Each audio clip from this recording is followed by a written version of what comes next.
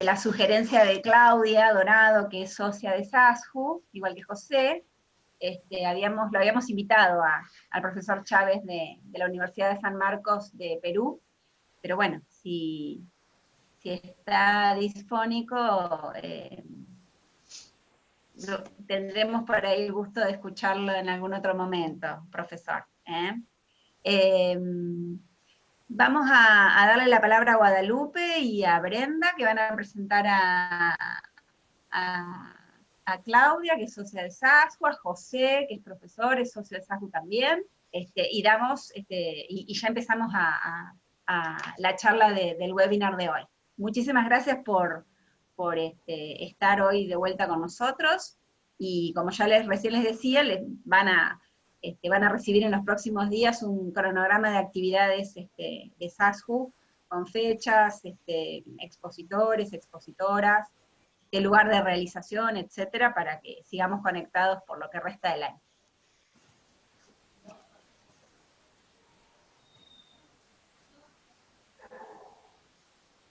Bueno, de mi parte les voy a introducir a Denis Chávez de Paz. Bueno, lamento también nuevamente y en sintonía con lo que acaba de decir Daniela, que no pueda hacer uso de su voz, pero bueno, acabo de ver que nos está agradeciendo, igual que los saludos, y que lamenta no poder hablar, y que promete reivindicarse muy pronto con todos nosotros.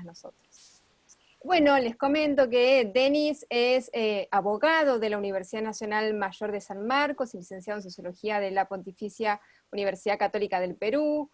Es también magíster y doctor de la Universidad Nacional Mayor de San Marcos. Realizó estudios de posgrado en la Universidad de Londres, Inglaterra. A su vez es docente extraordinario experto de la Universidad Nacional Mayor de San Marcos, Lima, Perú, y catedrático nombrado titular de la Facultad de Derecho y Ciencia Política de la Universidad Nacional Mayor de San Marcos. Ha sido docente y conferencista en diferentes universidades como la Universidad Estatal de Milán, en la Universidad Johannes Kepler de Austria. Tiene diferentes publicaciones traducidas y publicadas en castellano, alemán, inglés, italiano. Pero, bueno, bienvenido, Denis, y esperamos escucharte pronto. Brenda.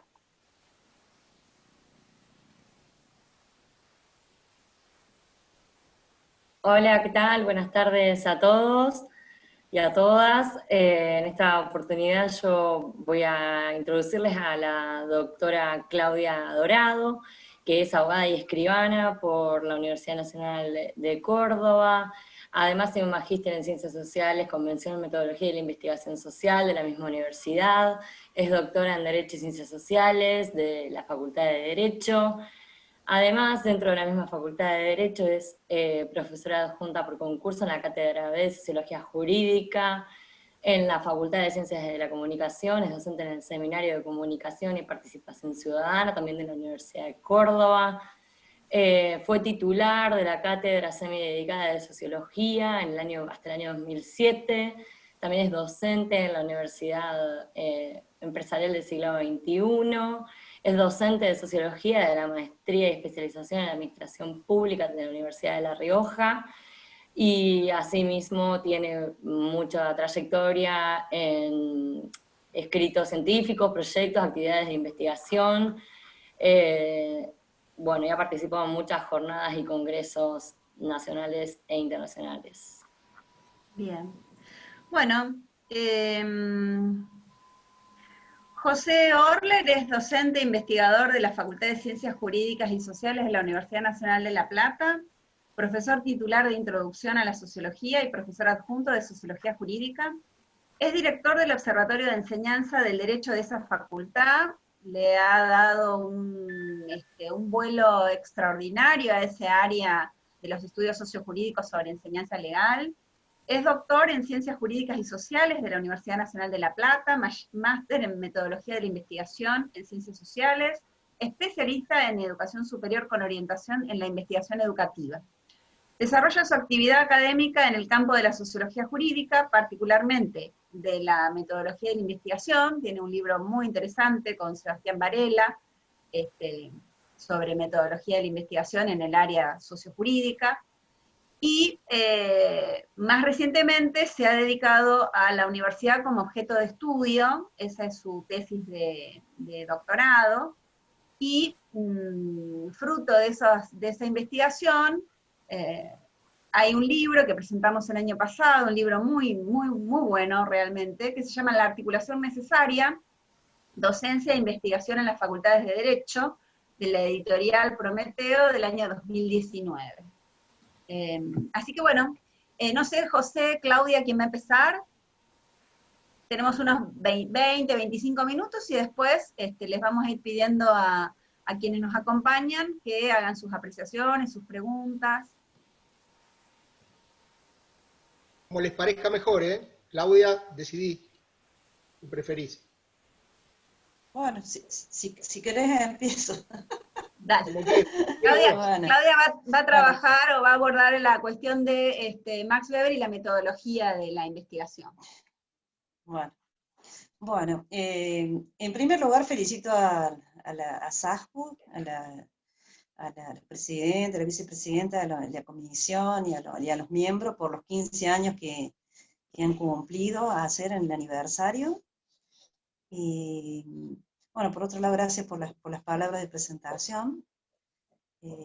Yo no estoy como el profesor difónica, porque estoy resfriada y estaba sorda, disculpen, no escuchaba nada, porque estoy congestionada, pero bueno. En realidad, yo propuse para este webinar trabajar sobre la metodología weberiana, y al principio, bueno, uno pone un tema y después se da cuenta que el tema era inabarcable, así que era demasiado amplio, así que ya se van a dar cuenta que fui focalizándolo hacia un cierto aspecto de esa metodología weberiana, que son los tipos ideales. A mí me pareció interesante reflexionar sobre la propuesta weberiana al cumplirse 100 años del fallecimiento de Max Weber, porque implica una propuesta que en su momento fue un distanciamiento de una concepción dominante de ciencia, esta concepción positivista imperante en Francia, y porque por otra parte implicó meterse en el debate filosófico y en el debate sociológico imperante en esa época en la filosofía alemana, por supuesto en Alemania, y dentro del contexto europeo. Él introduce esto de la sociología comprensiva, y con esto rompe con una forma de pensar la sociología, ¿no es cierto?, con esta definición que siempre repetimos nosotros y enseñamos a nuestros alumnos, de la ciencia que pretende entender a la acción social, para interpretarla, para explicarla, interpretándola causalmente en su desarrollo de aspectos. Y con esto, por supuesto, como buen alemán, no va a ir en contra de una postura determinada, sino que va a proponer otra cosa, es decir, va entre esas oposiciones, entre el positivismo y el idealismo, historicismo alemán, va a rescatar aspectos de ambas posturas, como diría Lista en su libro, la conexión de sentido y la conexión causal. A mí me parece que acá yo puedo rescatar algunas cosas que se dijeron en un congreso que se hizo a los 100 años del nacimiento de Max Weber, en un congreso que se hizo en Alemania, donde estuvieron presentes numerosos sociólogos, entre ellos Parson y entre ellos Juan Carlos Agulla. En ese congreso a mí me gustó lo que decía Parson, y lo rescato, de que Weber es un vanguardista que fue abriendo nuevos senderos. Y en eso de abrir nuevos senderos, presenta una propuesta metodológica que es relevante y que va a cuestionar y a permitir fundamentar de un modo distinto de ese paradigma dominante lo que es la objetividad, lo que es la libertad valorativa del científico, la importancia de los valores, la necesidad de comprender los significados y los motivos subjetivos de las acciones humanas, Y esto lo va a hacer a través de la construcción de un conjunto de categorías sociológicas. Es decir, permitir fundamentar una objetividad distinta de la objetividad entendida en el sentido positivista, que implica una neutralidad valorativa, una separación entre sujeto y objeto, un positivismo que no permite que ingresen los valores en los contextos de justificación y dentro de una forma de hacer ciencia. Él va a posicionarse en forma distinta, y un positivismo que tenía en cuenta solamente la realidad social, o sea, lo externo objetivo, él va a rescatar todo lo que es la subjetividad, la comprensión, la interpretación y el sentido de la acción. También Parsons en aquella oportunidad dijo, Weber no es un formalista legal, sino que es un sustantivista, porque él ve que en el derecho también interfieren otros aspectos como la ideología o como la política.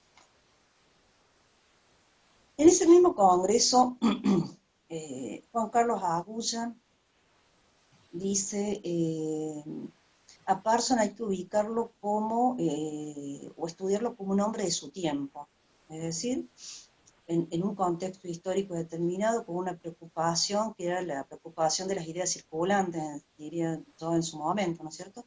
Esta preocupación en el método, como ha dicho también Aronson, y la preocupación sobre todo por el sistema capitalista, la aplicación del sistema capitalista.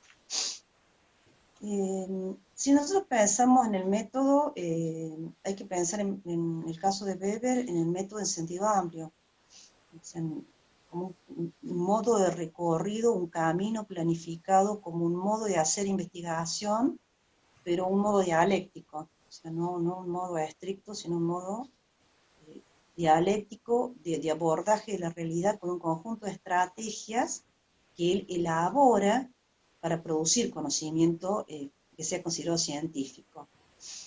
Él propone este método histórico, comparativo, interpretativo, de comprensión de sentido y de construcción sobre todo de tipos ideales. Esto de tipos ideales, algunos dicen que él había tomado una idea de Jelinek, otros del ideal typus en alemán, otros autores, o sea, fue muchas veces abordado todos los tipos ideales, comienzan a criticarlo, a revisarlo, a ver si este concepto de tipo ideal se vincula a otro concepto filosófico o a otra concepción de las ciencias naturales, por ejemplo, etc. En realidad, él se inserta en este debate entre explicación y comprensión desde el punto de vista epistemológico-metodológico, entre este debate entre ciencias naturales y ciencias de la cultura, y parte del supuesto de que la realidad social, cultural, sería un caos sin una selección de valores, es decir, sin una escala de valor que le atribuya un significado a esa realidad. Entonces, a diferencia de la filosofía alemana, donde estos valores eran absolutos, para él los valores son relativos, son históricos, no son universales. Esta realidad está mediada culturalmente, porque la cultura es en sí misma un concepto de valor. Entonces Weber sostiene que no hay un análisis objetivo, necesariamente objetivo en el sentido positivista, por supuesto, de esta vida cultural y de estos fenómenos culturales, sino que el análisis siempre está dado desde el punto de vista específico, unilateral de quien está investigando. Por otra parte, él considera que la ciencia no debe dar juicio de valor, la ciencia no puede decir si esto es bueno, si esto es malo, si este medicamento mejora el coronavirus, lo empeora, etc. Porque si esta marca de laboratorio es mejor que la otra. Bueno, se no puede dar juicio de valor, pero sí permite la ciencia que tenga en cuenta los valores. O sea, la ciencia puede decirnos cuáles son las consecuencias de posicionarse en un determinado lugar y de determinada perspectiva, con determinados puntos valorativos. Entonces, frente a esto, ¿cuál es la posibilidad de fundamentar una objetividad o de producir conocimiento, Weber elabora los tipos ideales. Los tipos ideales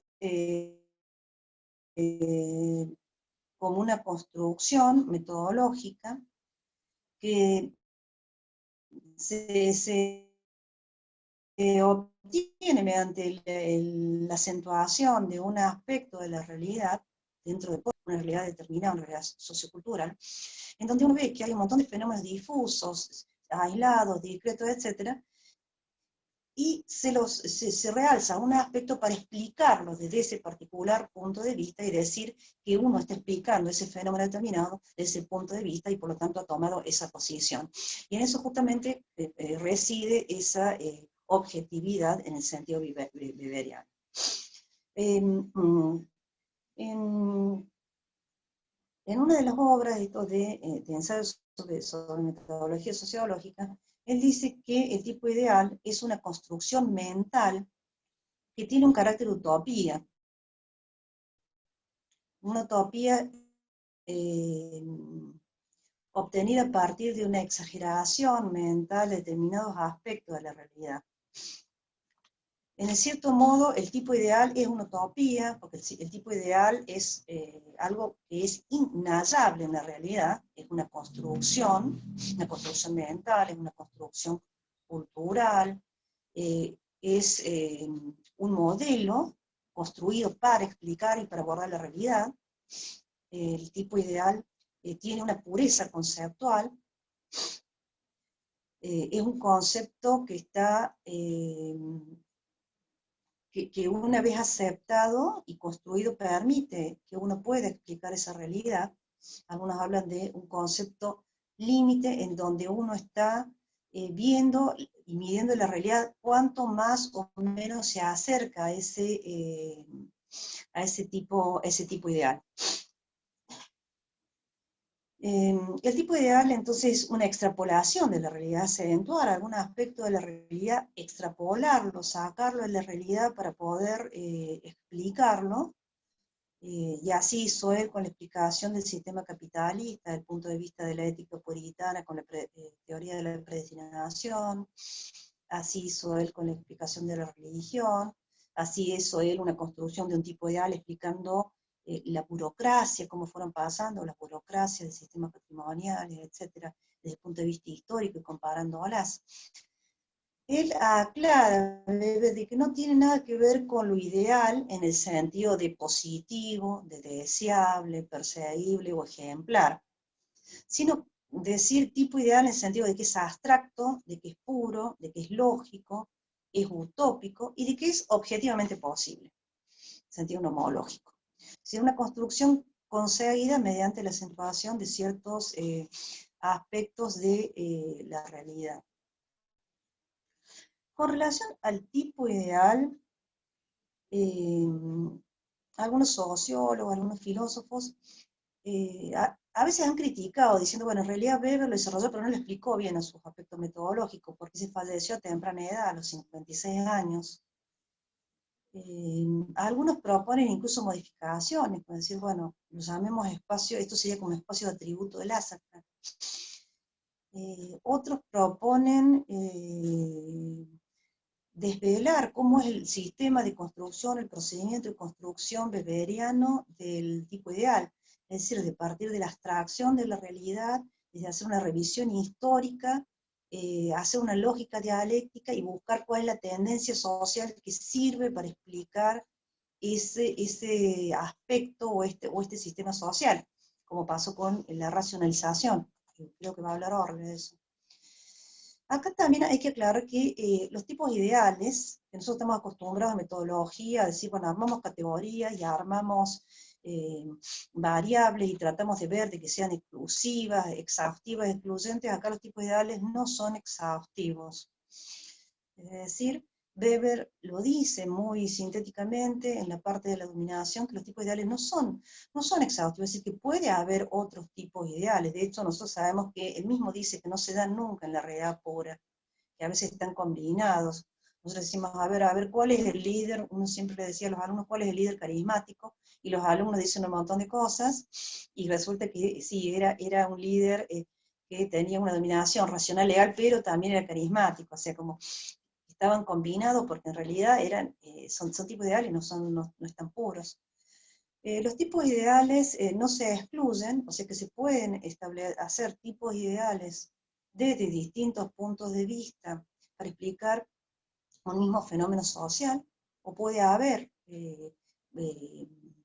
otras variantes, por ejemplo, el cristianismo, el judaísmo, el católico, el ortodoxo, el no ortodoxo. Es decir, los tipos ideales pueden ser reelaborados porque son construcciones mentales. También pueden ser reemplazados. En realidad es como que es lo deseable para el avance de la ciencia de que el tipo ideal sea reelaborado. Los tipos ideales también, algunos cuestionaban si los tipos ideales eran hipótesis o no. En realidad no son hipótesis, pero sí son orientaciones para la formulación de determinadas hipótesis, que pueden servir o no, porque no necesariamente hace falta formular hipótesis, sino para la elaboración de proposiciones que sirvan al proceso de investigación. Algunos cuestionan diciendo de que los tipos ideales en realidad eran distintos a lo que Weber hacía en sus primeras obras en el 1900 que en la obra póstuma en Economía y Sociedad, como que hay una elaboración distinta. Bueno, si uno ve la lectura, el modo de redacción, el modo de escribir y de presentar estas categorías muy analíticas, se da cuenta que en Economía y Sociedad evidentemente hay un refinamiento de ese discurso. Algunos dicen, se ve que tenía un estrés mental y por eso padeció en lo que uno va leyendo todas estas cosas de Weber, ¿no? Algunos hablan de tipologías, de tipos ideales, que los tipos ideales pueden ser simples, o sea que es un tipo ideal para explicar un concepto, un fenómeno como la burocracia, otros que son múltiples, porque incluyen dentro de ese concepto, como modo de producción, por ejemplo, varios tipos ideales. Otros hablan de tipos ideales independientes y de tipos ideales dialécticos. Tipos ideales independientes porque son construidos a partir de la acentuación de aspectos de la realidad en base a un determinado fenómeno, y otros lo ven como dialéctico porque solo pueden ser construidos en oposición por similitud o diferencia de otros tipos, por ejemplo, comunidad-sociedad, por ejemplo, ciudad y campo. Otros hablan de tipos ideales de primer orden, que serían más o menos estos que decían que dice la doctrina, que eran los primeros que escribía Weber, como aquellos que determinan la orientación de una acción, o sea, construidos para explicar una acción, por ejemplo, los abogados, y otros de segundo orden, construidos en base a aquellos, que serían, por ejemplo, la sociología del derecho. Bueno, en realidad para hablar de metodología era demasiado ambicioso meterme en todo el otro debate, porque hay mucho más para hablar de la metodología weberiana, y por eso lo focalicé y me fui hacia los tipos ideales. Y yo pensaba cuál era la aplicabilidad del tipo ideal, ¿para qué sirve? Bueno, Weber evidentemente sirve para describir, para explicar, para comprender el sentido, el significado del fenómeno desde el punto de vista cultural, en una determinada sociedad, en un determinado fenómeno, en un determinado aspecto, en un determinado periodo histórico. Él se interesó por este debate del método que ya venía siendo discutiendo en el área de la economía y que después pasa a la sociología.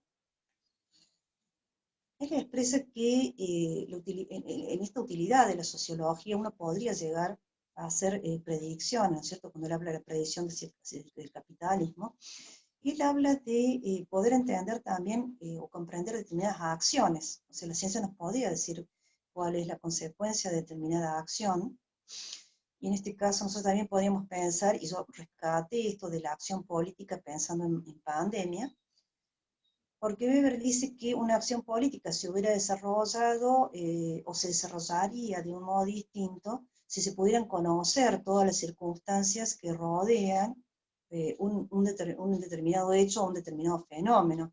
Entonces yo pensaba ahora en la pandemia, hasta qué punto ese DNU 297 que se dictó el 20 de marzo del 2020, que estableció el aislamiento social preventivo obligatorio en la sociedad y que nos modificó nuestro modo de comportamiento social, fue una acción política que, de haberse conocido todas las circunstancias, podría haberse sido tomado antes o después, siendo beberiana. O sea, si uno hubiera conocido todas las circunstancias, cuántos casos de coronavirus, cómo era la pandemia, etcétera, si se hubiera tomado antes o después, si uno hubiera tenido un conocimiento mayor acerca de la realidad, porque tampoco se sabía tanto de esta enfermedad. Dentro de esta metodología beberiana, ¿para qué sirve? Me parece que la metodología beberiana tiene plena aplicación. Estas categorías beberianas de acción racional y irracional, nosotros en esta época de pandemia también las estamos viendo. Estamos viendo acciones irracionales como las quemas de barbijos, como gente que piensa que, y no se sabe, es decir, inmunidad de rebaño, se enfermó y no se va a volver a enfermar, y hay gente que ha tenido 2 neumonías. Estamos viendo de acciones irracionales como las violaciones de cuarentena para ir a un baby shower que terminó con un montón de contagios. Vemos cómo estas elaboraciones metodológicas beberianas del derecho racional e irracional, formal y material, siguen siendo aplicables. Las otras profesoras de Córdoba, María Eugenia Gómez Río y la doctora Paula Pelázquez, el asesor de familia, nos mostramos cómo, frente a este contexto, y volviendo a ver esta importancia de este contexto histórico, cómo el derecho se ve afectado al momento de tomar decisiones, cómo la responsabilidad parental compartida, al momento de decidir si se cumple o no se cumple un determinado régimen, se tiene en cuenta si los progenitores están enfermos o no, las cuestiones de salud de los chicos, etc. Y bueno, ha habido muchísimo avance con relación a esto, ¿no es cierto? También algo que está investigando justamente la gente de La Plata, que está aquí presente, ¿no? Todo esto de las cuestiones de la aplicabilidad del derecho con un lenguaje claro.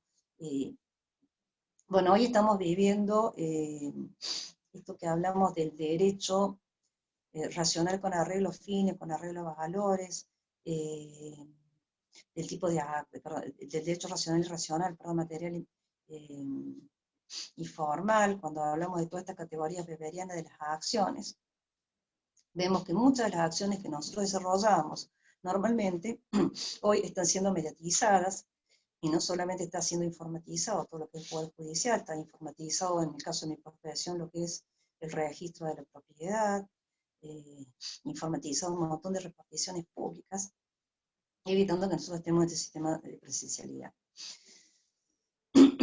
Bueno, y por otra parte yo pensaba en esto de estas categorías beberianas construidas, y ya para ir cerrando, ¿no? Porque puede haber mucho más para decir, pero bueno, de pensar en este concepto de Estado, de Weber, en esta pandemia. El Estado es quien detenta el monopolio, que tiene el cuerpo funcionario y detenta el monopolio de la coerción, a la fuerza física, o violencia legítima, que se le enseñamos a los alumnos. Pensado cómo lo vemos ahora, en esto de la pandemia, cuando el Estado nos dice si podemos circular, si vamos sin barbijo, si tenemos una sanción o no. El Estado nos determina cómo es nacer, vivir o morir en la pandemia. El que se enferma va solo al hospital, el que se muere no tiene velorio. Bueno, ahora nosotros estamos en el dispo, ya dejamos el asco, estamos en el dispo. Pero en cualquier momento el Estado dispone cuáles son las fases por las que uno transita en esta sociedad. En esta nueva normalidad, que no sé si algún día esto será, si esta nueva anormalidad será la normalidad. Y por último, pensaba en esto de estas construcciones que hizo Weber, que por supuesto algunos decían llevaría años tratar de imitar un Weber con todas estas descripciones históricas, estos conocimientos weberianos, esta cosa tan analítica. Pensaba como último, hasta qué punto no estamos en esta predicción de Weber, que decía que el capitalismo se va racionalizando cada vez más, que creo que se va referido a la racionalización, y eso va produciendo un desencantamiento del mundo. Y ahí en la ética protestante siempre había una frase que yo se las leía a los alumnos y que a mí me golpeaba, y a los chicos también, de que en este capitalismo el estuche se ha quedado vacío, porque encontramos gozadores sin espíritus y técnicos sin corazón. ¿Y hasta qué punto este capitalismo no se ha quedado vacío ahora al quedar al descubierto todas estas contradicciones de este sistema, el que ha descubierto todas estas falencias del sistema de salud en esta pandemia? Bueno, muchas gracias. Simplemente. Gracias. Gracias, Claudia. Bueno. José, adelante, si querés. Tenés el micrófono apagado. Sí. De a poquito vamos aprendiendo. Te escuchamos. Bueno, muchísimas gracias a los organizadores por la invitación, a Daniela Saikowski particularmente. Me parece, bueno, a todos los presentes, a mis colegas de panel, a la propia profesora Fariñas Dulce, que no tuve oportunidad de verla en directo, la vi luego en diferido, grabada. Agradecerle su texto sobre sociología weberiana, hasta hoy sigue siendo herramienta para la enseñanza de la sociología jurídica en nuestras facultades, y verdaderamente es un texto que nos ha enseñado mucho. Así que bueno, a la distancia también un agradecimiento a la profesora. Me parece, a ver, sin duda es una gran oportunidad esto de reflexionar sobre la obra weberiana en estos 100 años, pero me parece muy oportuno que la propuesta haya sido que lo hagamos pensando en el contexto de la pandemia y en el marco que nos toca vivir. Soy un convencido de que no podemos seguir dando clases, generando actividades académicas, produciendo eventos como si nada ocurriera. Creo que tenemos la obligación de pensar nuestras categorías en términos de la realidad que nos toca, y la realidad que nos toca no es ni nada más ni nada menos que un 3/4 de la población del mundo en cuarentena, y una pandemia que por otra parte, y quiero adelantar esta idea, después voy a volver al final, puede que sea de tipo biológico el virus, pero el daño de la pandemia es social, y la pandemia como tal es un fenómeno social. Los alcances del daño que esta pandemia está produciendo definitivamente son sociales. Por lo tanto, a quienes hacemos ciencia social, casi tenemos un imperativo ético por pensar a nuestros autores y a nuestras categorías, intentando que nos echen alguna luz sobre este contexto. Yo elegí como disparador un cruce, un poco enmarcado en lo que las ciencias sociales están haciendo hace algunas décadas. A ver, todos nuestros maestros, algunos aquí presentes, nos han enseñado que los clásicos se leen porque siempre tienen algo más que decirnos. Los clásicos siempre son una naranja a la que falta exprimirle algo. Weber sin duda lo es. Pero hace algunas décadas que además se está imponiendo este formato de cruces, yo le llamo mixturas herejes, de cruces impensados entre autores que definitivamente nunca habrían podido dialogar, producto de pertenecer a distintos tiempos, lugares y hasta campos disciplinares. Pensar estos diálogos es un lindo desafío que por otra parte nos permiten, bueno, cumplir algún sueño. En el caso mío, les confieso, el de un Weber comprensivista, y un Foucault embarcado en la idea de biopolítica, bien ajustada para estos tiempos, discutiendo alrededor de una mesa. La verdad que hubiera sido fantástico. Por eso lo elegí. Debo decir que este cruce entre Weber y Foucault no se me ocurre a mí. Quiero sugerirles la obra de Webster. Webster, allá por el año 95, fue de los primeros que pensó en esta idea de que Weber no está tan lejos de Foucault. Escribe un famoso texto Weber, sobre la erótica de Weber y en comparación con el trabajo Foucaultiano. Y otro autor que a mí me resultó revelador ya hace algunos años cuando tuve oportunidad de leerlo, que es Arpad Sakolzai, el húngaro, quien sencillamente hace un paralelo del life work entre Weber y Foucault. La dificultad que tiene ese texto es que no lo tenemos en castellano. Les confieso que me llevó muchísimo tiempo leerlo, mi lectura del inglés es muy deficiente. Y toda una tradición que empezó a pensar ya allá por la década del 90, esto de que en Foucault había algo de Weber y viceversa. Y finalmente, en tercer lugar y como más relevante, al propio Foucault. Les leo textualmente. En aquel texto, ya casi a las postrimerías de su vida, Foucault escribe del gobierno de sí y de los otros. En ese texto él dice que intenta asociarse en lo que puede, dice humildemente Foucault, con aquella forma de reflexividad que fundaron Hegel, Nietzsche, la Escuela de Frankfurt y Weber.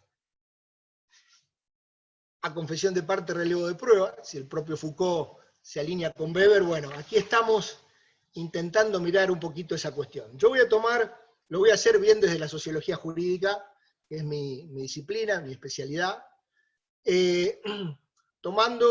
focalizándome en el aspecto más común a ambos autores, en el aspecto que más compartieron, que podemos decir que son el común denominador definitivo de Weber y de Foucault. ¿Cuál es el uso de la historia?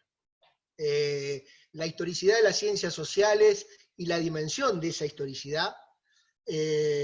Bueno, que Weber junto con Marx supieron introducir en la discusión, en el debate por las ciencias sociales, definitivamente es una aposta que Foucault toma. Ambos autores son bastante, no sé si la palabra es radical, pero déjenme utilizarla, son bastante radicales en esto de que para entender las ciencias sociales es necesario historizarlas, de que esa dimensión histórica hace al propio sentido de las ciencias sociales. Weber, en términos de la ciencia económica y de la economía política, es muy claro en esto, es muy explícito, y Foucault lo plantea casi de un modo general por cada oportunidad que tiene. En este uso de la historia, ambos comparten además una raíz también explicitada por ambos autores, muy fuerte, que es la nietzscheana. Tanto Weber, cuando hablamos de Weber y de Foucault, hablamos de concepciones históricas que enraizan en el Nietzsche que renuncia, y en esa renuncia los embarca a nuestros queridos Weber y Foucault, renuncia a la idea de la historia como progreso. Me parece central este común denominador. Yo diría con Gadamer, es Gadamer el que hace este análisis, él dice, hay una conciencia histórica que tiene dos o tres ejes, que a mí me parece aparecen presentes tanto en Weber como en Foucault. El primero de ellos, Gadamer lo dice así de este modo tan lindo, él dice, renegando de la historia de anticuarios. Sí, hay un abordaje histórico que no es la historia de anticuarios, sino que es una historia que intenta dar cuenta de las disputas históricas y de la interpretación que de esas disputas se realizan.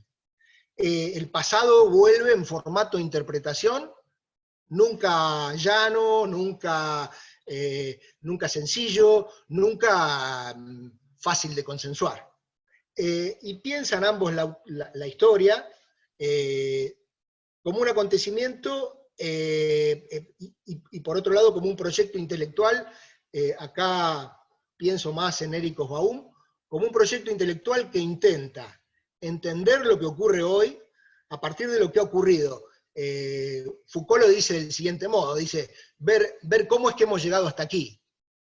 Ese uso de la historia que además se centra o hace hincapié no en fechas, ni en grandes héroes, ni en personajes históricos, sino en las experiencias colectivas, societales, que han ido conformando modos de vida y que en cierto momento han producido cambios como hitos en esos transcurrires históricos. En esos hitos que ambos autores encuentran, aparece de un modo muy fuerte el proceso de racionalización. Ambos autores lo estudian con mucha profundidad. Para la versión weberiana es sencillamente la comprensión de cómo llegó la sociedad moderna y capitalista a ser lo que es.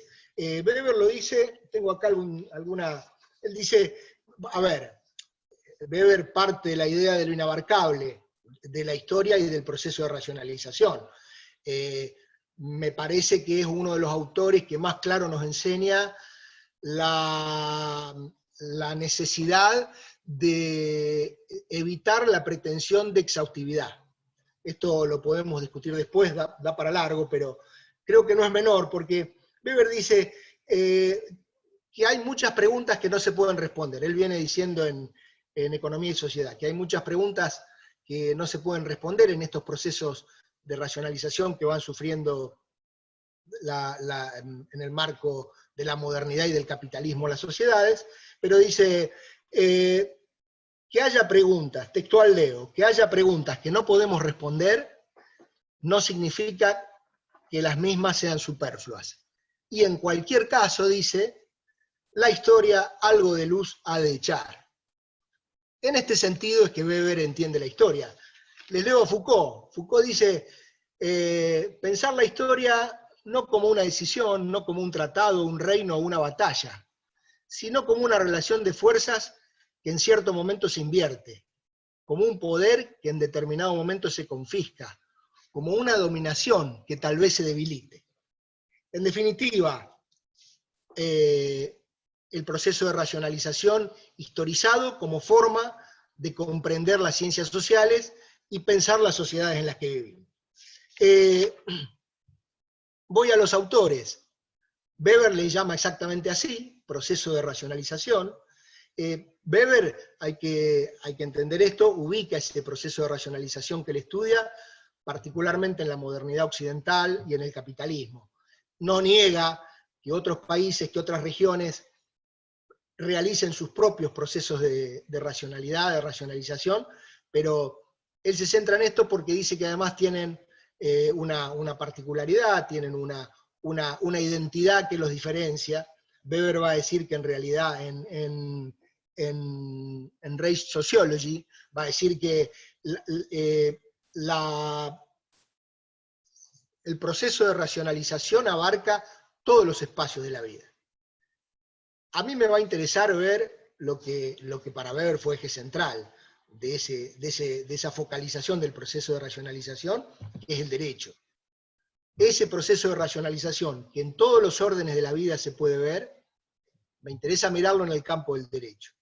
Weber va a decir que en el campo del derecho el proceso de racionalización se va a ir produciendo debido a dos tipos de causas, externas e internas. Rápidamente, esto no me voy a extender porque esto es la teoría weberiana que conocemos, que enseñamos a nuestros alumnos. Necesito referirla para luego proponerles algunas discusiones. Weber dice, bueno, las causas externas, por supuesto, no son las económicas. El esfuerzo weberiano por correrse del determinismo económico marxista es muy evidente, él lo dice además explícitamente en Economía y Sociedad. Otra de las causas, o sea, la causa externa, diríamos, del contexto económico, para él sería secundaria. La causa directa sería la política. Y finalmente, las que a mí me interesan, que son las causas internas. Él dice, hay causas internas del propio derecho, que son las que van construyendo ese proceso de racionalización, y que de algún modo terminan de darle forma al derecho tal como hoy lo entendemos. Estas son, paso a enunciarlas. En primer lugar, la secularización. Saben ustedes que para Weber el primer paso que el derecho da en vías a su tecnificación es el correrse de los resabios teológicos o religiosos. En segundo lugar, el proceso de sistematización, el derecho disperso, el derecho a modo de reacciones inconexas entre sí, se abandona para empezar a darle un hilo conductor. Para Weber, esto también es algo que vamos a poder discutir, pero desde mi punto de vista, lo central para Weber cuando habla de sistematización, se está refiriendo a la posibilidad de que el derecho tenga una lógica formal que le dé un hilo conductor interno. Probablemente el propio Parsons no diga esto, digamos, esté cuestionando al propio Parsons. Él habla de que el concepto de sistematización weberiano es de otro tipo. Pero bueno, estos son los puntos tan interesantes de los clásicos que nos permiten discutir. En tercer lugar, para Weber, el proceso es el de formalización. La formalización del derecho, para Weber, es una necesidad del modo de producción capitalista, del sistema capitalista, para hablarlo en términos weberianos. La formalización del derecho hace a la previsibilidad del mismo, que para Weber es la condición necesaria del capitalismo. Por supuesto, es un derecho que a medida que se va consolidando, va aumentando su nivel de abstracción. Acá Weber tiene una gran disputa con el derecho inglés, a quien los acusa de estar atrasados en ese proceso de racionalización, justamente por esto, porque carece de la abstracción y la sistematización, que para Weber el modelo de abstracción y sistematización, el paradigma de abstracción y sistematización del derecho no es otro que el del Código de Napoleón, ¿no? El proceso de codificación del derecho, del que carece el derecho anglosajón, y allí aparece la discusión. Y finalmente, la especialización. El derecho se empieza a constituir como un saber especializado, y acá hay un punto clave en el análisis al que quiero llegar, y en común con el análisis Foucaultiano. La idea de la especialización como saber que solo algunos detentan.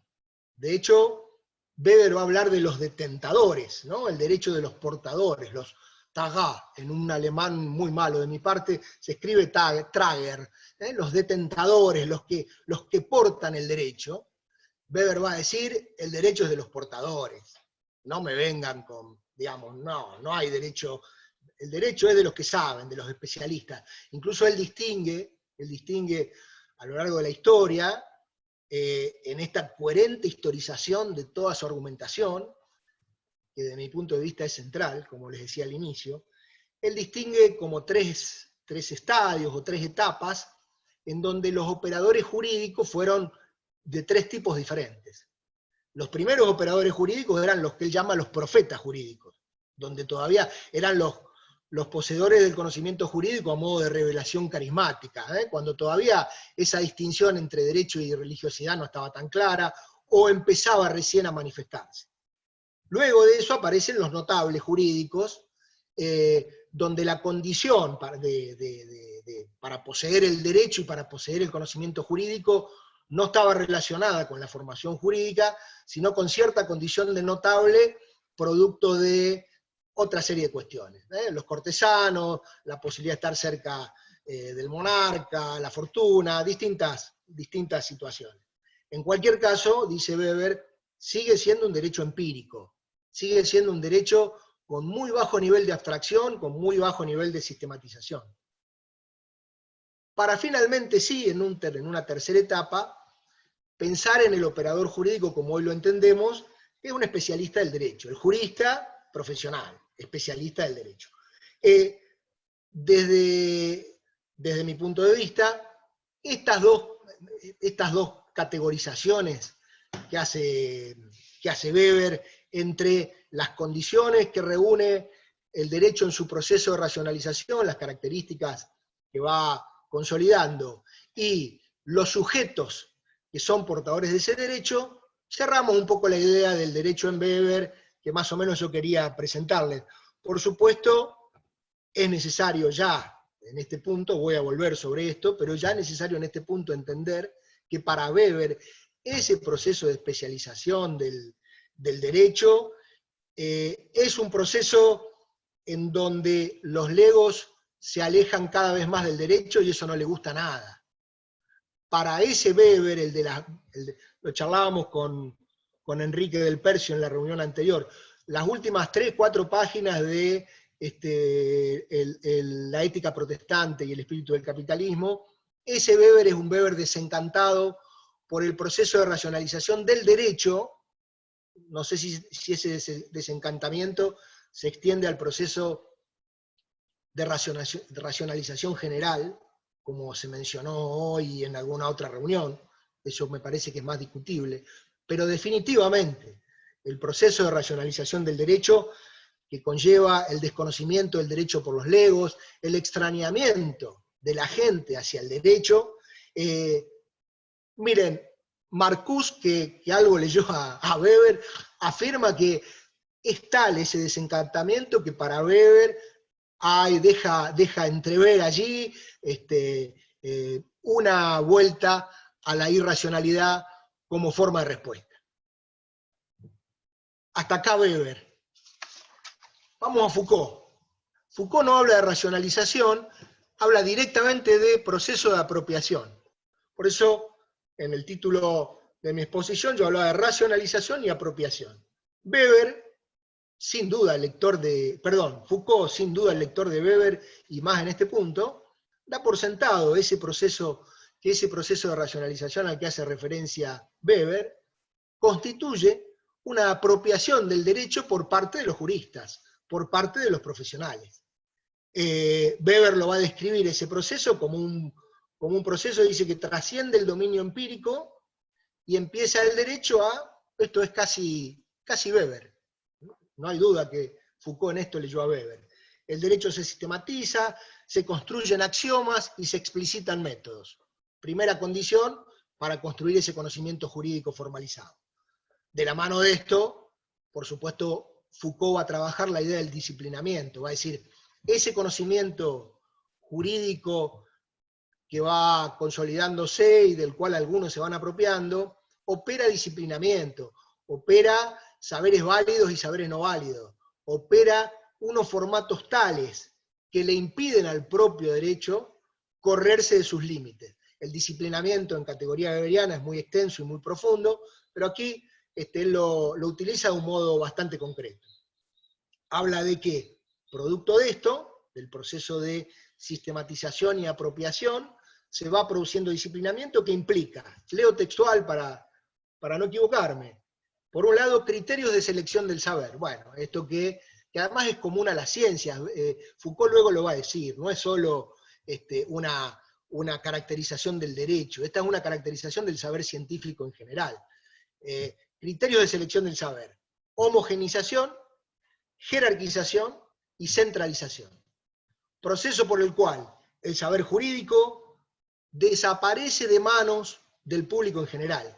Weber dice, ya no Foucault, si el derecho es reglas de conducta comunes para la vida en sociedad, este proceso de racionalización le quita esa fuerza.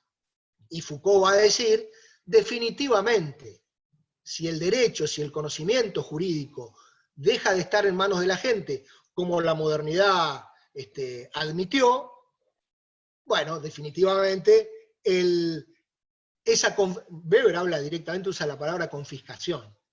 Si esa confiscación se produce, pensemos hasta dónde el derecho va a poder ser acatable. Tenti Fanfani es un autor que a mí me gusta mucho. Tenti Fanfani analiza esta cuestión, la toma sobre todo de Weber, pero hace alguna referencia a Foucault, y él dice que se trata del paso de la religiosidad general a la religiosidad de los sacerdotes. Ese paso que en la historia de la humanidad se fue dando en todas las sociedades. La religiosidad como fórmulas y ritos que la gente realiza a veces casi de manera espontánea, por transmisión oral, por costumbres que se pegan en el vivir cotidiano, pasa a una religiosidad detentada por los sacerdotes, que dominan el culto y que de algún modo quitan eso de la esfera popular. Bueno, algo paralelo, dice Tenti Fanfani, ocurre con el derecho y el derecho de los especialistas, el derecho, llamémosle, de los abogados. Por supuesto, también en Foucault encontramos fíjense las dos palabras que usa Foucault, Weber no, apropiación y confiscación. Definitivamente estamos ante dos autores que categorizan de similar manera el proceso de racionalización del derecho en la modernidad capitalista y que le atribuyen ambos un efecto negativo. Ambos ven ese proceso como algo, bueno, desesperanzador por lo menos. Weber va a decir, dice, el desconocimiento creciente por parte de los legos de un derecho cuyo contenido de orden técnico es cada vez mayor, estoy leyendo textual de Weber. Dice, este destino parece imposible de detener, dice, pero puede ser ocultado por la sumisión al derecho, pero no puede ser eludido. La desesperanza es evidente. Expuestos los autores, algunos interrogantes para sugerirles y para compartir con ustedes hoy.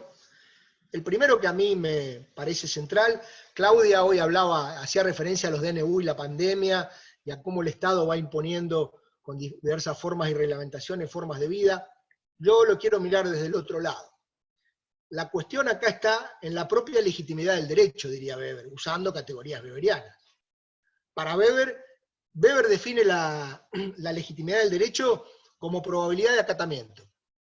Un derecho ilegítimo cuando hay probabilidad que sea acatado. No quiere decir que sea acatado por el 100% de la gente, pero que tenga acatamiento.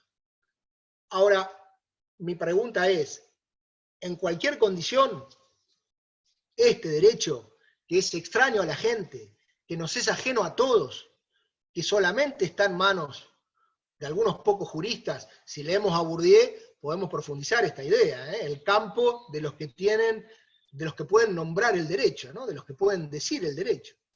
Ahora digo, en términos de legitimidad, ¿hasta dónde será posible ese acatamiento? ¿Hasta cuándo podemos estirar este derecho ajeno a la gente? Digo, aún en el extrañamiento mayor, superlativo y creciente, que analizan Weber y Foucault, ¿podemos pensar que la gente va a seguir haciendo del derecho su regla de conducta? Es tan irracional pensar que buena parte de la población no lo use como regla propia de conducta, y además de manera selectiva. Es tan irrazonable. Digo, es razonable esperar además que ese cumplimiento de un derecho que es ajeno, y que a esa ajenidad se suma, se monta la incomodidad, la percepción de injusticia, una serie de cuestiones más. Dice, es razonable esperar que aún en estas circunstancias excepcionales de pandemia también ese derecho sea cumplido. No es mío, no lo conozco, no me llegó, ni sé de qué se trata el DNU de aislamiento social preventivo y obligatorio. Lo escucho por los medios de comunicación, que además me dicen cualquier otra cosa. ¿Cómo esperan que lo cumplan? No será, como dice Bolívar Echeverría, a mí me gusta Bolívar Echeverría, es muy claro cuando analiza para pensar la modernidad hay que leer a Bolívar Echeverría, para mí. Él dice que el derecho es apenas como la apariencia de las relaciones sociales. Digamos, aparece en el discurso de las relaciones sociales muy presente. Pero él dice, es lo primero que se descarta ante una crisis. Fitzpatrick, sin ir más lejos, Fitzpatrick, el del mito del derecho, lo trabajamos bastante con nuestros alumnos en clase. Fitzpatrick dice algo similar, dice, a pesar de que las sociedades contemporáneas, él dice, lo leo textual, en las sociedades contemporáneas impera el mito del panjuridicismo. Sin embargo, es un mito lábil y fácilmente dejado de lado. Digo, a lo mejor debemos de empezar a pensar en una legitimidad del derecho, en esta, a lo mejor ya podemos hablar de posmodernidad. Tiro el concepto, discutámoslo. En esta posmodernidad, quizá debamos pensar en una legitimidad bastante soft del derecho, puede ser, bastante light del derecho. Digo, para terminar, no me voy a extender más. Digo, a ver, hace algunas semanas atrás grandes pensadores de nuestro tiempo, contemporáneos, se embarcaron en discusiones que fueron recogidas en distintas publicaciones, ¿no? En Lobo Suelto, en, bueno, el famoso Sopa de Wuhan, Zizek, el esloveno, con Byung-Chul Han, el coreano, discutiendo sobre el futuro del capitalismo luego de esta pandemia. Pocos pensaron, yo digo, creo que nadie, lo que pasa es que no quiero ser tan terminante, pocos pensaron, ¿y el futuro del derecho luego de esta pandemia? Porque parecería que esos tiempos del derecho de acatamiento soft empiezan a acelerarse, las condiciones lo hacen.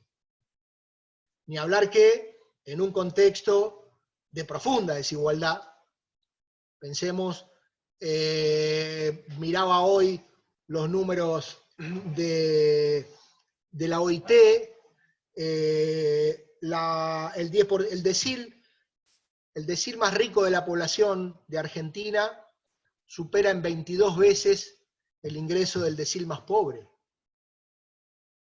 Estamos hablando de un contexto en donde la mitad de la población activa de Argentina está desempleada, donde tenemos 15 millones de pobres, más otros 8, 9, 7 si quieren, les regalo algún millón, de indigentes, donde los niveles de deficiencia de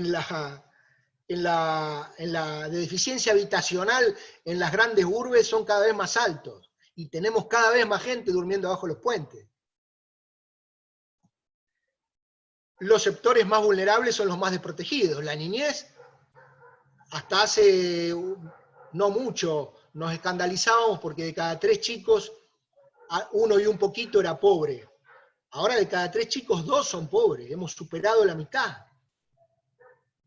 Ni hablar de los ancianos, con sus jubilaciones magras, afrontando la posibilidad del coronavirus con riesgo de muerte. Ni hablar de las mujeres y de la violencia intrafamiliar que se multiplica de un modo exponencial.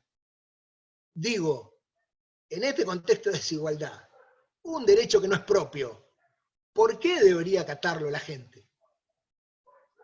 Termino ahí. Gracias por la atención, muy amables. Muy bien ambos. Me han dejado muchísimas incógnitas, tanto Claudia como José. Creo que la última parte de lo que decía Claudia se entronca con lo que acaba de decir José en términos de cuán descubrimiento es todo lo mal que estábamos antes de que empezara la pandemia. Lo hemos conversado en otras sesiones de este mismo ciclo de charlas de Weber, porque bueno, tenemos esa indefinición, si se quiere, o por lo menos nos queremos dar ese espacio de indefinición de si esto de la pandemia destapó todo lo que está pasando, o como hemos discutido en otros momentos, si todo lo que está pasando, en definitiva, venía pasando, tenía que ver con esto de la legitimidad, como dice José, y en definitiva, quienes aún por ahí no pensaban en esa genialidad o en ese extrañamiento, ahora verdaderamente le es casi que una práctica, ¿no? Forzada en muy pocos meses de pandemia. Pero también un poco traer lo que decía Claudia y José a nuestro país y a nuestra región más cercana, ¿no? Lo hemos discutido ahí con otras socias y socios, el tema de qué estados tenemos y qué modelos de estado tenemos en Latinoamérica, como para que haya un derecho de abajo para arriba o de arriba para abajo, ya utilizando por ahí categorías de otros autores que no son ni Weber ni Foucault, pero que podrían ser, digamos, abordados en términos de tipos ideales de derecho, ¿no? Como explicó Claudia. Me parece muy enriquecedor aplicar la metodología de Weber a los problemas de Latinoamérica, de nuestro país, de los lugares en que cada uno de nosotras y nosotros estamos, con sus particularidades, y aplicarles también esto de las categorías de legitimidad del derecho, porque me parecía un poco adelantando, digamos, adelantando o previendo lo que iba a terminar diciendo José de este proceso, ¿no? Cuando llegamos a la especialización, que somos casi todos nosotras y nosotros, abogados y abogadas, ¿no? ¿Cómo, y acá hay también varios profesores y profesoras, Claudia, Olga, Adriana, Silvana, Larisa, varias de nosotras somos, el propio José, profesores y profesoras en las carreras de Derecho. O sea, ¿cómo hacemos para, y además si es posible, ¿no? Explicar este proceso de secularización, de sistematización, que ahí me parece que hay otro gran problema porque ha estallado este sistema del derecho, aún con código nuevo me parece que ha estallado, hay cantidad de subsistemas que son inentendibles, contradictorios, que llega a la formalización y que llega a la especialización. ¿Cómo lo traemos a nuestras escuelas de derecho, a nuestras facultades de derecho, a nuestras carreras, a nuestras propias materias, ¿no? Me parece que eso, por ahí, quienes han investigado más la cuestión de la enseñanza del derecho, por ahí tienen más respuestas, ¿no? Pero me dieron, las dos exposiciones me dieron esto para pensar. No sé si tenemos preguntas, Guadalupe. Tenemos, bueno, fui preguntando a algunas participantes. Olga pidió la palabra, así que Olga, si quiere habilitar el micrófono, adelante.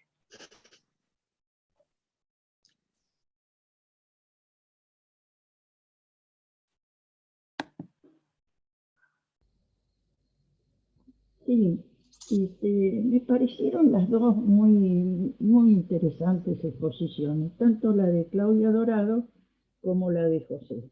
Realmente me pasó un rato de real entusiasmo porque me motivan preguntas. Por ejemplo, hay una que le voy a hacer a Claudia, que es la siguiente.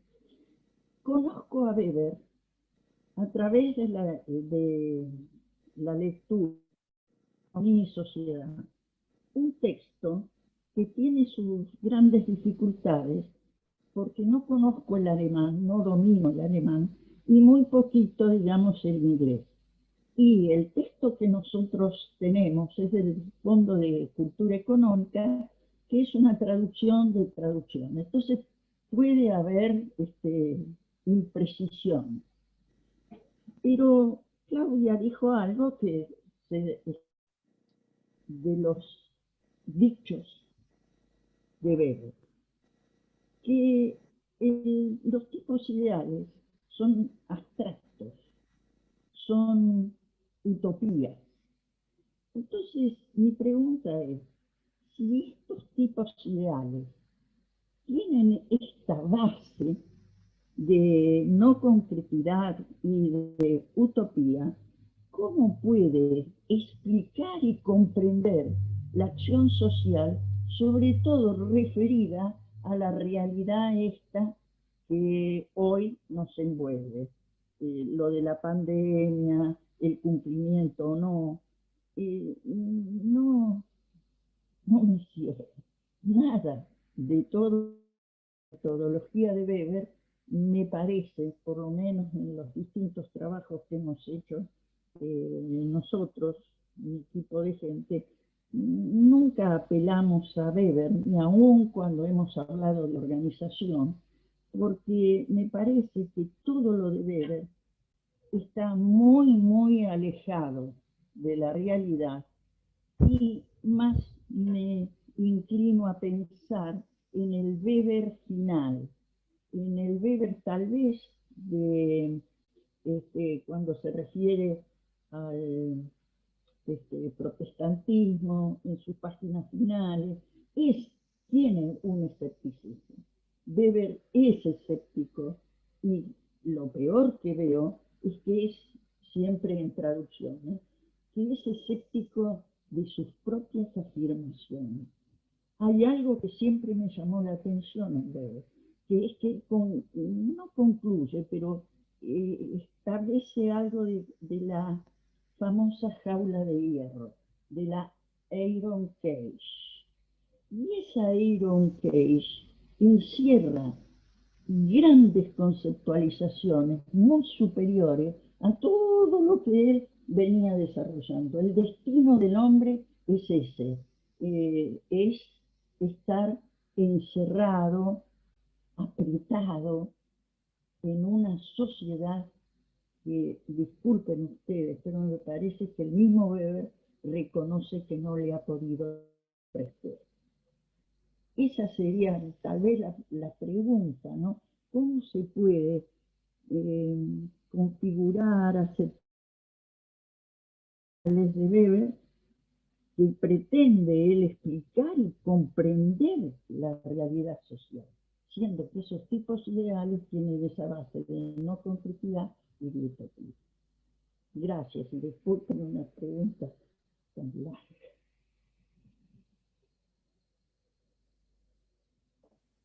Bueno, me parece que en Weber hay todo esto, mucho de lo que dice doctora Salanueva, ¿no?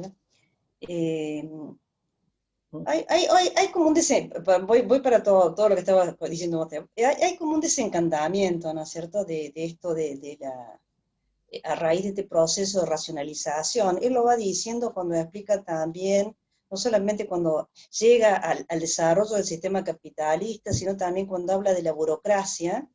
Él va hablando de los tipos de burocracia, va hablando de desencantamiento que se va produciendo, pero también él va rescatando como que la ciencia social y el científico debe dar una respuesta valorativa, y debe explicar y comprender esa realidad. O sea, no es simplemente que es enseñar, como decía Orler, sino también transmitir y decir cuáles son los valores que está tomando.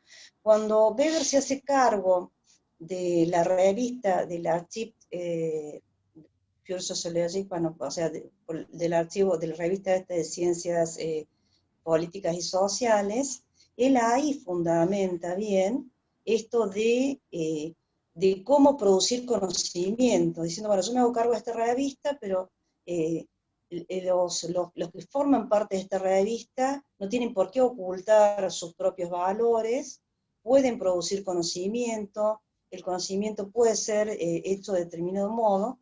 Y acá cuando él habla de esta construcción de los tipos ideales, como que los tipos ideales, bueno, yo busqué varias traducciones del alemán, y ahí encontré esta que lo ven como utopías, porque en realidad es una construcción abstracta, es un modelo que se hace, y lo saqué también de otro libro que estaba en italiano, que es un modelo que se elabora en base a la realidad. Yo a veces pensaba en el arquetipo de Platón, discúlpenla, ahora que están comparando Foucault, eso me acuerdo del arquetipo de Platón.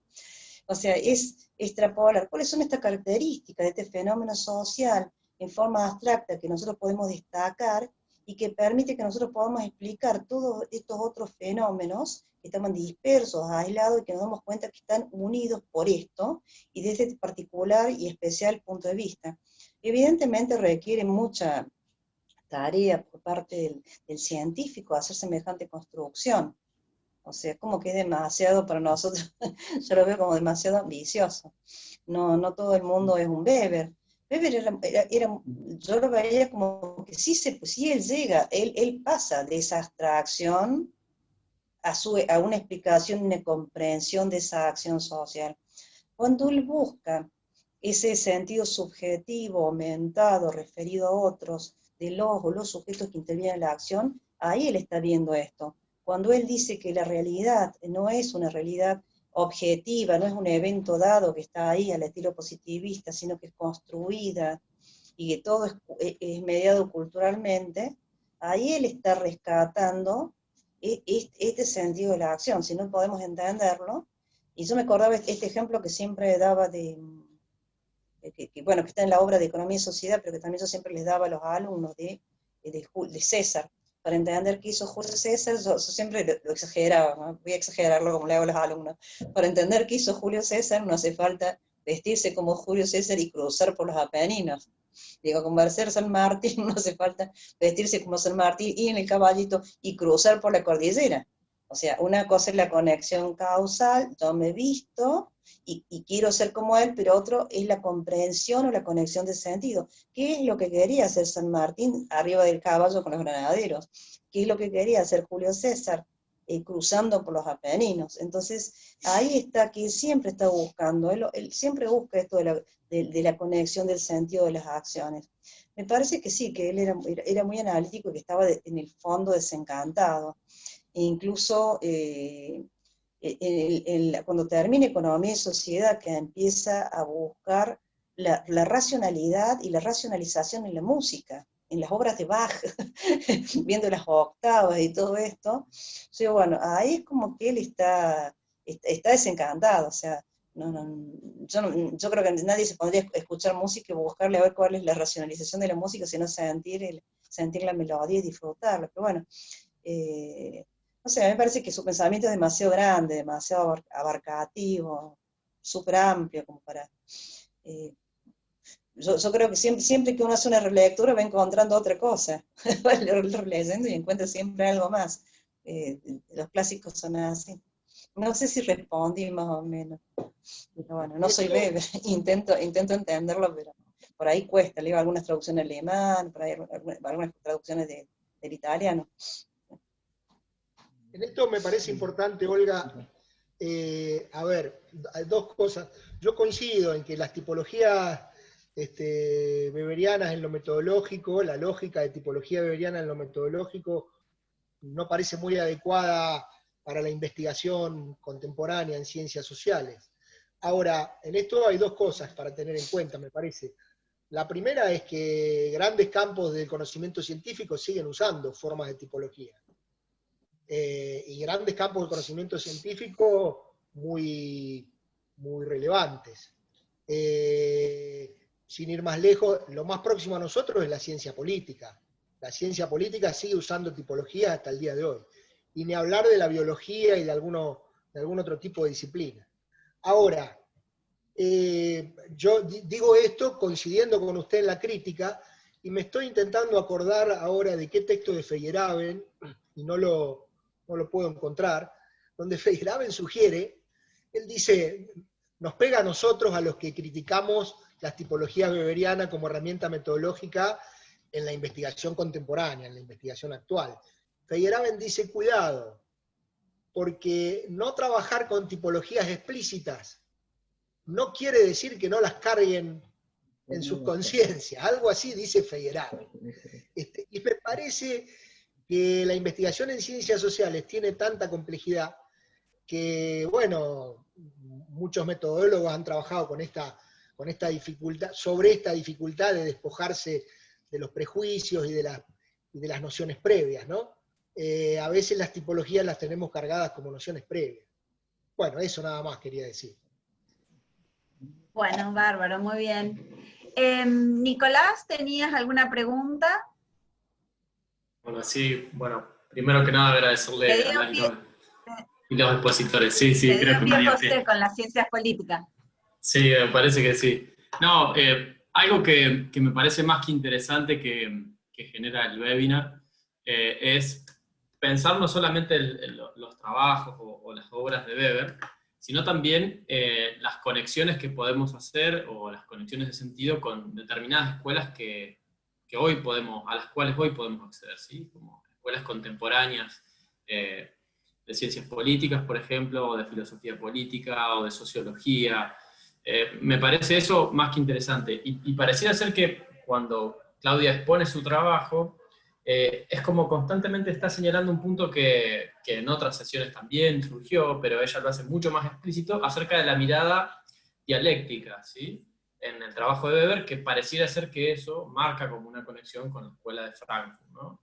Y luego José lo que hace es generar como una conexión de sentido con la escuela más postestructuralista, si es que puede darse este término, ¿no? Porque ellos dirían que serían otra escuela crítica, que no es la de Frankfurt, más técnicamente, y que postestructuralistas los han designado de forma heterónoma, ¿sí? Pero bueno, ahí me parece que hay una cuestión muy interesante, y creo que obviamente alguien que genere conceptos críticos o postestructuralistas o se anticipe a estos conceptos no tiene más remedio que ser un escéptico. Pero un escéptico moderado, ¿no?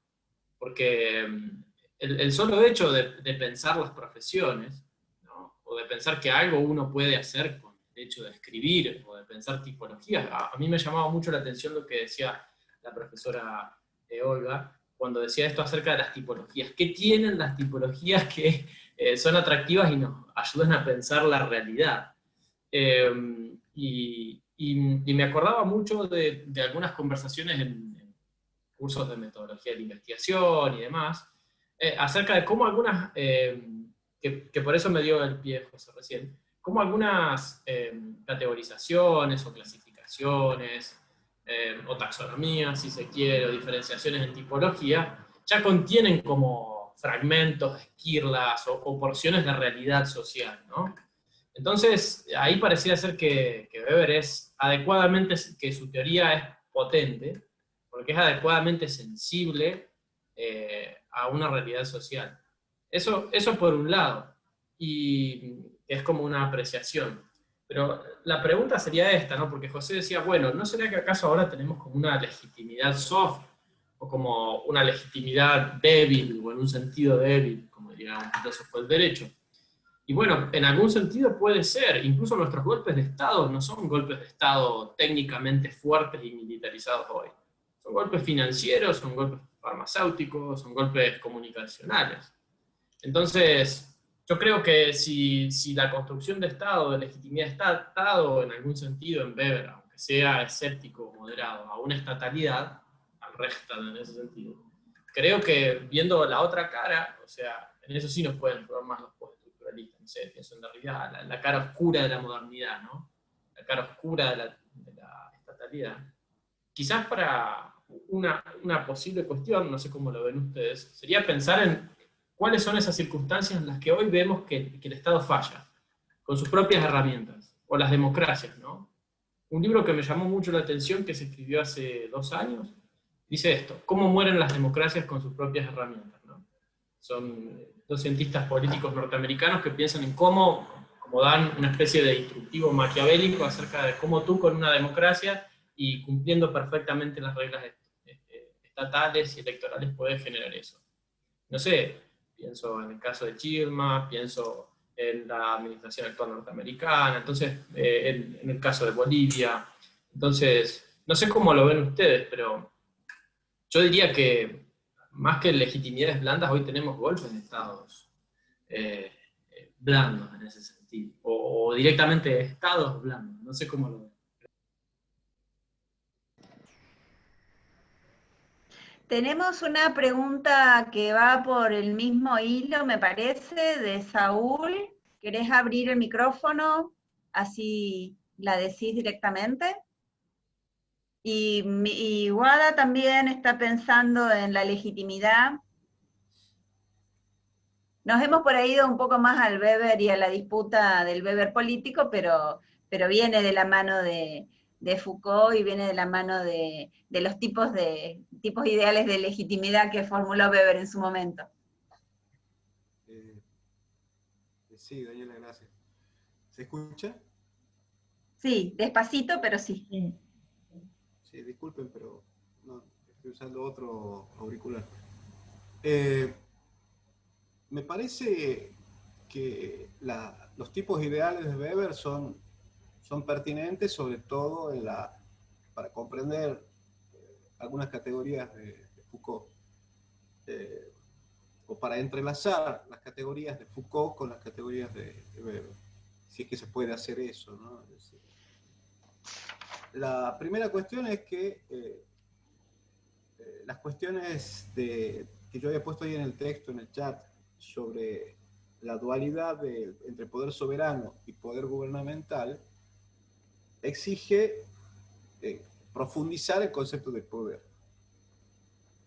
Y al mismo tiempo exige entender que hay una diferencia sustancial en el pensamiento de Foucault, que es la base del pensamiento de todos aquellos que siguen el concepto de la biopolítica. Por ejemplo, como le dije en la reunión pasada, Achille Mbembe y todos los autores que trabajan el neocolonialismo y el capitalismo colonial, es que esas categorías nos exigen replantear el tema del poder, replantear el tema de lo que es el concepto de soberanía, de lo que es el concepto de gobierno, o sea, el poder gubernamental, y el rol del derecho dentro de esos conceptos.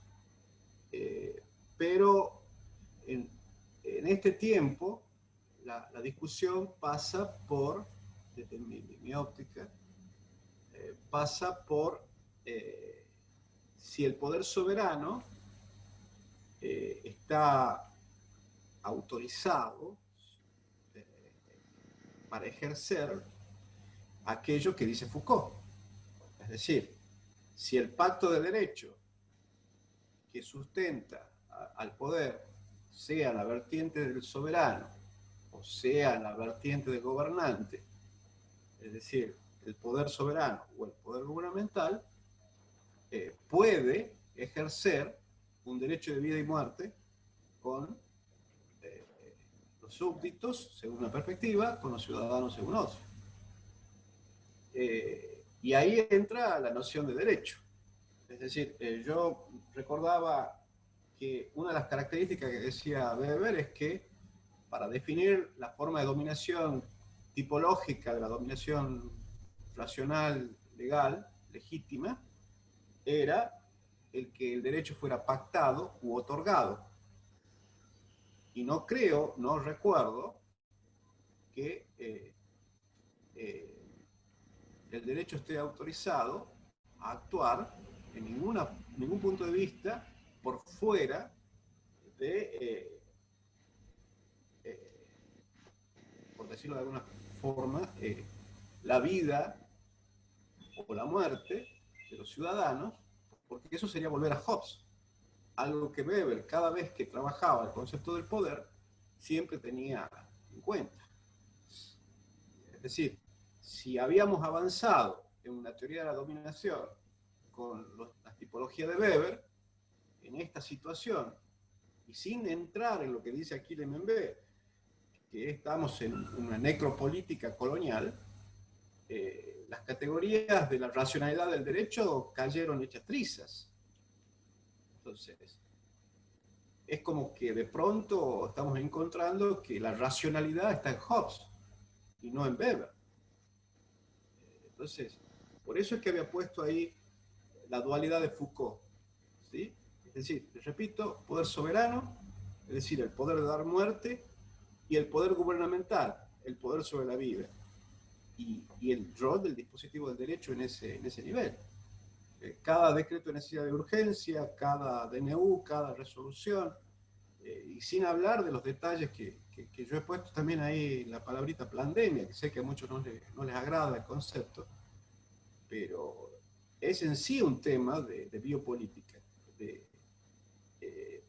Yo, releyendo a un autor de Chile que se llama Díaz Letelier, él plantea que las lógicas del poder en Foucault exigen plantearnos que hay un discurso y una técnica biomédica y un poder normalizador. Y el poder normalizador está desde el uso del barbijo en forma obligatoria, a pesar que sabemos que produce hipoxia y que produce intoxicaciones, a la locura de querer vacunar en forma obligatoria cuando hay lugares del mundo que se está observando en forma total y absoluta la misma campaña de vacunación, que es una técnica biométrica de poder. Entonces, esos son algunos de los interrogantes que me dejó el tema. felicito a los profesores y como les digo, me pareció interesante replantear si Weber hubiera pensado su categoría de derecho pactado y otorgado en términos de pandemia, sí o no. Creo que ya no hay derecho. Había una publicación de la Facultad de Derecho de hace mucho tiempo que decía no hay derecho, y era un enfoque de la teoría crítica. En ese tiempo yo adhería entusiasta a esa teoría, y eso, porque era una visión antropológica, sociológica del poder. Hoy tengo que darle total razón a ese grupo. No sé, esa es mi opinión. Bueno, muy bien, gracias. Nos han dejado pensando todas y todos los que han intervenido. Guadalupe, también tenías una pregunta, que bueno, Sí, más que una pregunta es una apreciación respecto del derecho también, ¿no? también, y en realidad es para ver, en esto de que del cómo cerró José su exposición, muy clara, muy linda también de escuchar y bueno, completa. En relación a la pérdida de legitimidad del derecho, ¿cómo comprendés, o cómo también Claudia puede comprender, la tensión y la existencia de demandas de determinados colectivos sociales? Por ejemplo, estoy pensando en los trabajadores y trabajadoras de la economía social y solidaria, que le demandan al Estado, demandan un derecho para que regule su sector y para que regule sus prácticas. ¿Cómo entendemos esa dicotomía entre pierdo legitimidad, pero a su vez le demando que exista un derecho para que regule el sector? Bueno, a ver, varias cosas. La verdad que lo de Saúl, coincido mucho, Saúl. Yo incluso para Nico también, para Nicolás, que estuvo muy claro en lo que él plantea. Yo hice mi exposición desde la sociología jurídica y tomando como objeto de estudio al derecho. No pensé en el Estado. Claro, alguien me puede decir, a ver, pensar en el derecho sin el Estado no tiene mayor sentido, sobre todo de la mano de los autores que hemos trabajado, como Weber y Foucault. Pero intenté pensarlo trascendiendo la forma, en términos Foucaultianos, la gubernamentalidad de la que hablaba el Foucault postestructuralista, diríamos, y si podemos hablar de distintas etapas Foucaultianas, y si pudiéramos decir, como vos bien decías, que hubo alguna estructuralista. Él se enojaría mucho, por lo pronto, seguramente. Pero digo, intenté correrme de esa lógica de gubernamentalidad, intenté correrme de ciertos debates, y acá va mi opinión, que a lo mejor da para que sigamos largo porque no nos vamos a poner de acuerdo, de que en torno a la pandemia han impuesto ejes los medios de comunicación que tienen muy poco peso y sentido. A ver, la categoría de biopolítica Foucaultiana para pensar el gobierno de los virólogos y de los médicos, y el gobierno sobre los cuerpos en términos de Foucault está ideal para pensar la pandemia, calza justito, me parece que está muy bueno. Pero yo quería poner la discusión en un punto que está a lo mejor un cachito más separado de eso, que es, bueno, más allá de eso, supongamos ese pacto del que hablaba Saúl reconstruido. Supongamos, supongamos que hoy estamos, que como Daniel aclaraba hoy, que todos esos datos de esta realidad tan desigual que vivimos son atemporales, diríamos, que no hay responsables al respecto, ni este gobierno ni el anterior, no importa, dejémoslo de lado eso. Solamente a los efectos de esta discusión, por supuesto, ¿no? Haciendo ese corrimiento analítico, yo digo, nos sigue quedando un derecho que nadie le da mucha pelota, díganme decirlo en criollo. La pregunta de Guadalupe, esto funciona así, el libro sobre el mito del derecho de Fitzpatrick es clarísimo en la respuesta a tu pregunta, Guadalupe. Fitzpatrick dice, en verdad, el mito del derecho funciona, es decir, vivimos en sociedades de discurso panjurídico. Fíjense ustedes, esto Fitzpatrick dice no ha ocurrido previo a la modernidad. La modernidad impuso un formato por el cual los deseos de las personas, el lenguaje aspiracional, dice él, se expresa en forma de derechos. Esto no ha sido siempre así y además es bastante extraño, si uno lo piensa, si uno deja de naturalizar la lógica con que reclamamos nuestros derechos y nuestras disputas incluso en la calle.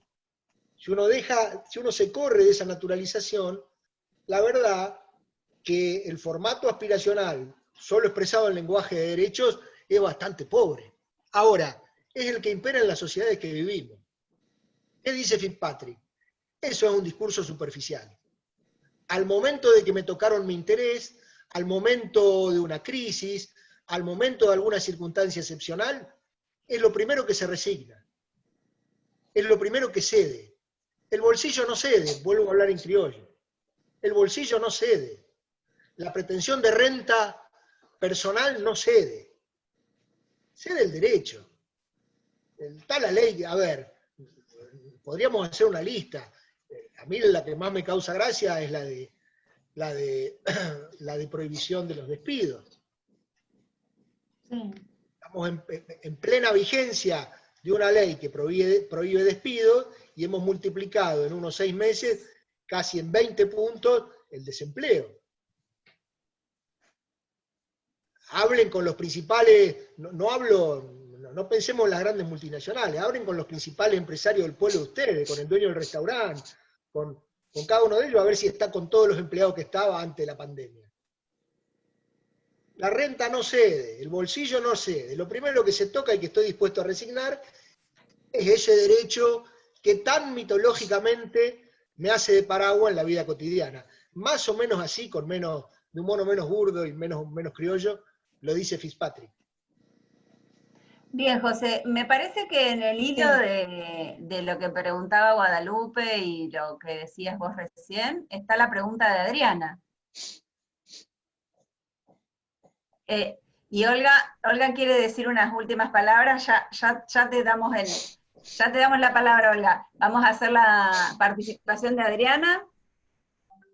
No, yo lo que quería decir una pregunta es que lo de Adriana había que atenderlo. Dale, Adriana, dale. No, más que una pregunta, o sea, creo que coincido mucho con lo que está diciendo José, con todos, ¿no? Estoy pensando, como digo acá, y que es evidente que la razón económica está divorciada de la razón jurídica. Justamente nombraste el derecho laboral, y yo pienso en el medio ambiente. Tuve que trabajar los temas del medio ambiente por mi tesis, trabajé un caso, bueno. Y después por lo que está pasando en Rosario, lo que ha pasado en todo este tiempo, donde, o sea, cada vez más tenemos reconocidos derechos. Bueno, realmente es terrible lo que está pasando con el medio ambiente. Hay un ¿cómo le dicen? Un ecomicidio terrible, es espantoso. Veíamos en los medios de comunicación las imágenes de los animalitos muriendo por los incendios en Australia, y acá es igual, nada más que no sé por qué acá no se muestra tanto en los medios de comunicación. Bueno, y un poco es que parece que el derecho, o sea, que hay verdaderamente una crisis de legitimidad, pero del derecho es evidente, o sea, y todas esas características de las cuales hablaba Weber, del derecho, de la racionalización del derecho, que también lo dijo Daniela, la sistematización, la secundarización, digamos, hoy es evidente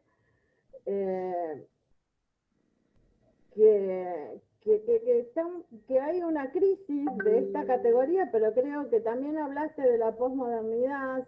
Creo que son varias las categorías que estamos usando de la modernidad que las deberemos resignificar o ver qué es lo que pasa. Estoy un por eso estoy pensando en voz alta, es como que todas estas categorías que me sirvieron a mí para comprender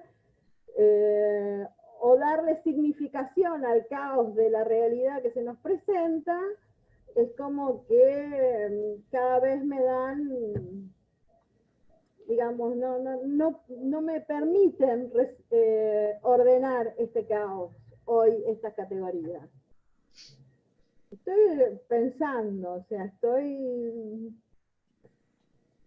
pero bueno, todo esto viene bien para pensar, pero creo que sí, que en el derecho, una de las críticas, ya hablando específicamente nosotros como docentes, además del derecho, es muy difícil, porque además también sabemos que hoy cada vez más, yo soy profesora en la maestría de Derechos Humanos, y no solamente tengo una maestría interdisciplinaria, no solo tengo abogados. Entonces, ¿qué me preguntan los no abogados? Pero doctora, los derechos existen, están, o sea, la norma existe, están, hay un reconocimiento de derechos como nunca, pero también hay una poca efectividad de las normas más que nunca. Y parece que la respuesta digamos, de los operadores jurídicos es encerrarnos cada vez más en nuestro ámbito, ¿no? Es como que el derecho se va encerrando cada vez más en vez de buscar. Estoy pensando nomás. Me motivan además todas estas charlas para que yo piense. Bien, Adriana, muchas gracias. Tenemos apenas un minuto. Olga quería hacer una intervención.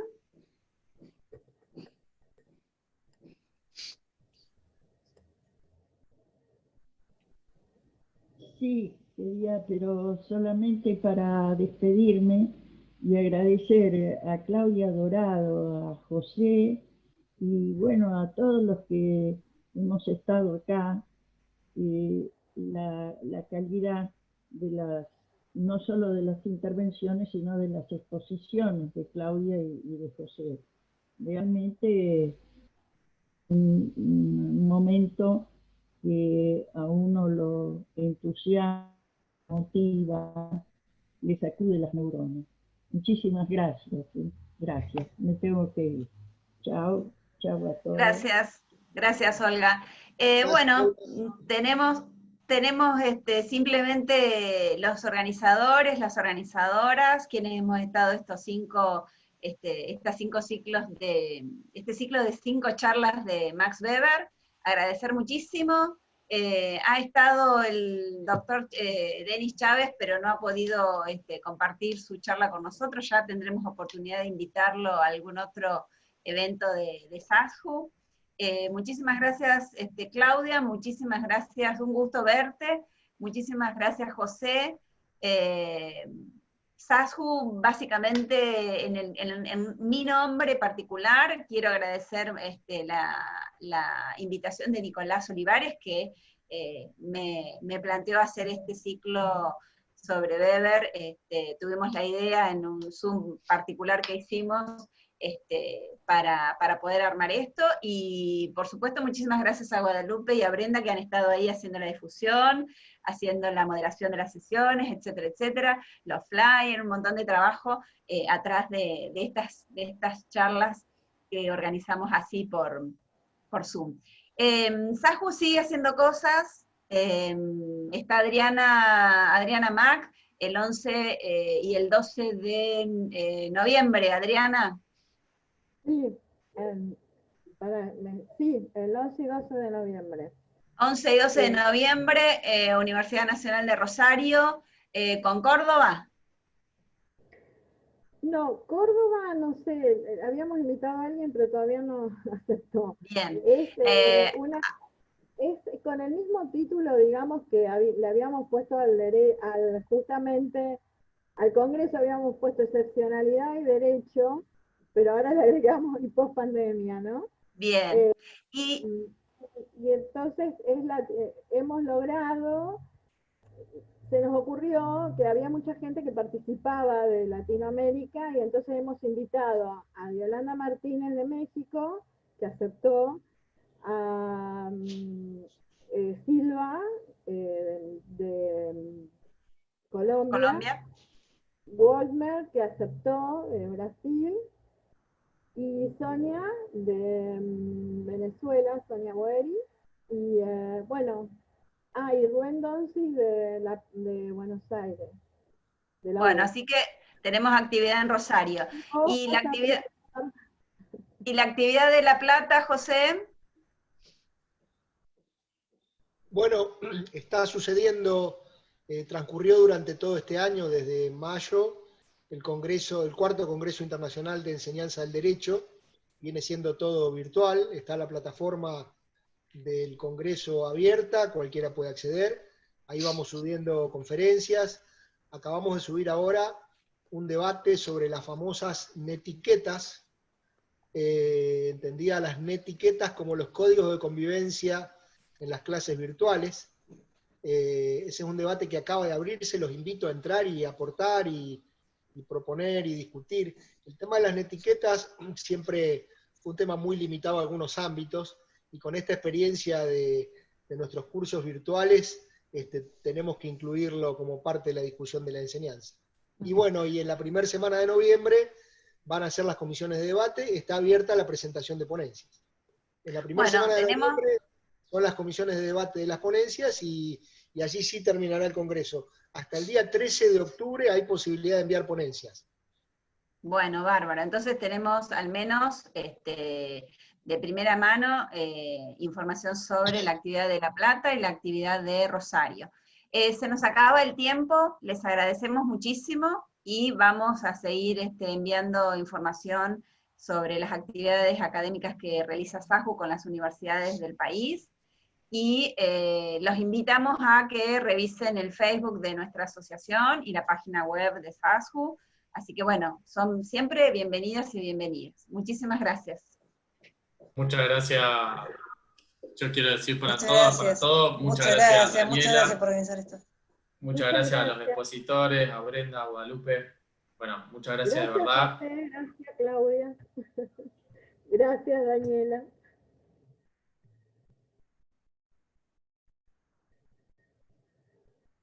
Gracias a todos. Gracias a todos. Chao, muchísimas gracias por invitarme. Muchas gracias, muy amable.